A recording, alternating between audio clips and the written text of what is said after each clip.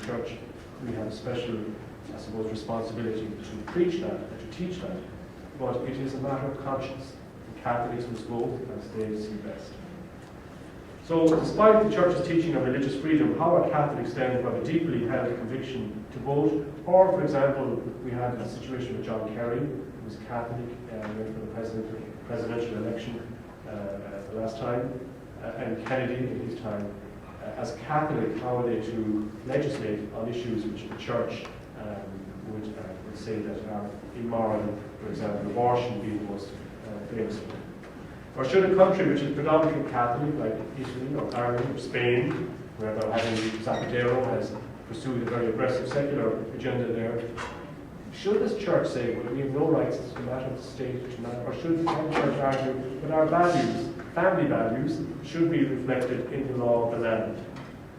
Even in these countries where Catholics are small or a significant minority, should they lobby to have the law respect its ethos and value system by giving them privileges or exemptions? That's where the Archbishop of Canterbury's comments were interesting the last time, where he said that even in a country like Great Britain, which has a great diversity of religions, that the implications of what he was saying is that even for Catholics in that country where there's a small, significant minority, the law should be able to accommodate their religious ethos so that Catholics don't have to act against their conscience.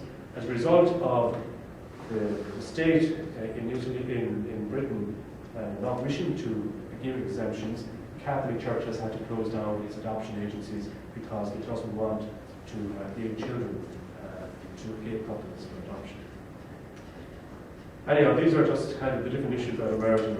The Church's religious message and teaching has an important bearing on the life of the world, but it does not furnish answers to every kind of question which comes within the purview of such secular disciplines as economics, science, and politics.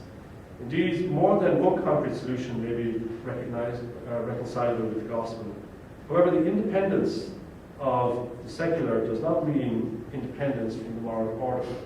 The Church can contribute much to the dignity of the human person, but it values also what other churches, other religions, other faiths, and secularists can contribute to the achievement of the same. Furthermore, the Catholic Church, like many of the great religions, holds a view that there are juridical principles and moral values which are absolutely valid and universal. In other words, there are a meta-positive law to be held as intrinsically valid, even if it's not recognized in the part of the state. For example, in the right to life, for example, there are other things, even if from the right to life from the moment of conception to natural death, for example, the Church would recognize that as a universal value, which even if it's not legislated upon, doesn't mean that it doesn't make it less valuable or less true. Therefore, it's endowed, those values and principles are endowed with a superior demand of allegiance in those cases where there's in conflict with civil law. So therefore, Catholics are still obliged to support those values or to defend those values, even though their civil law may legislate further. The law of great religions places itself, like the Catholic Church and Islam, for example, too, does recognize that they're in natural law. We call this the natural law, obviously, these values and principles which are beyond the remit of civil law. And most of the great traditions, like Judaism, Islam, Catholicism, and Christianity, but even the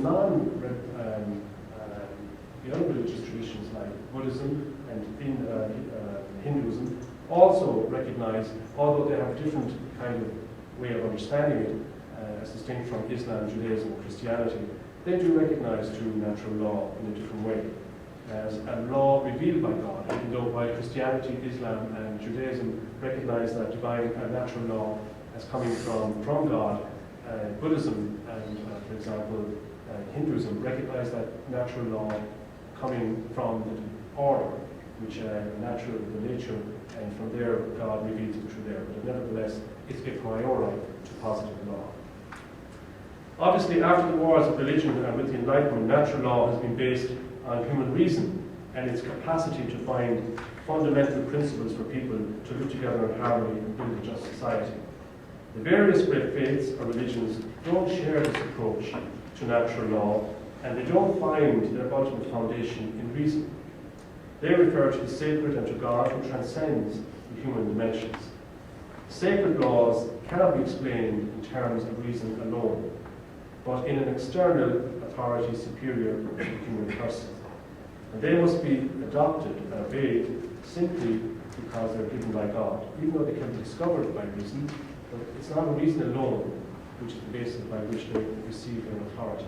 But for the Christian, for the Muslim, for the Jewish person, for the Jew, I should say, or for many others of faith, even though we can discover natural law by the use of reason, its authority comes from the fact that we believe it is given by God, and that reason can discover God's law.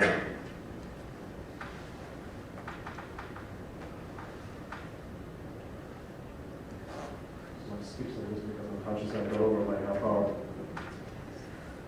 So can we legislate for those moral and religious values? The Church doesn't require civil law. Or the Catholic Church doesn't require civil law to enforce all its moral beliefs in the law. While Catholics might agree on the immorality of an act or behaviour, it is not true to say that the Catholic position requires the civil law to prohibit every form of immorality. The Church and the bishops have a right and duty to preach and teach the gospel values, what's right and what's wrong, to comment on moral values in economics, politics, law, society and science, etc.